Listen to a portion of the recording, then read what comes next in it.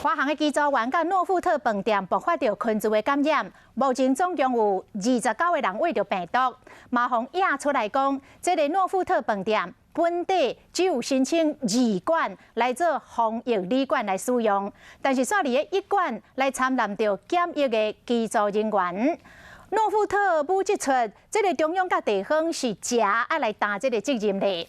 桃园市长郑文灿讲，这个诺富特一直都是中央在管，但是陈市长讲应该是归地方政府来管理，无非是互相咧甩责任。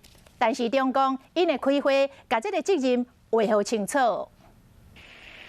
诺富特饭店把本来刚开放予一般旅客住1馆，7、8楼早就用来予机组人员做检疫，南做位大进行，予防疫出现空棚。诺富特一直都是中央管。郑文灿甲款照撒予中央，陈市长煞回应应该是地方政府管理，两边无共调，引起争议。这陈市长决定会找相关单位讲清楚。这都没有什么耍规的问题了。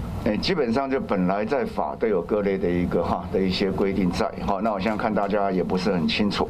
那所以我就请监校，我也请桃园，然后跟民航局，那跟华航一起来把这东西把它厘清，让大家都明白自己的权责所在。对诺富特饭店南做位大进行，敢无违法，会阁继续调查。但是中讲防疫确实有空棚，不过即马敢来当紧甲棚补起来。世界也没有哪一个国家要求这航空公司要做全额跟一般民众一样的检疫管制，所以这是处于一个两难的情况。那有问题我们就修正。机组人员倒来台湾检疫的时间变短，敢有含专家讨论。但是中讲拢有照停事行，台湾上紧爱等到月中才能确定疫情危机敢有控制调位。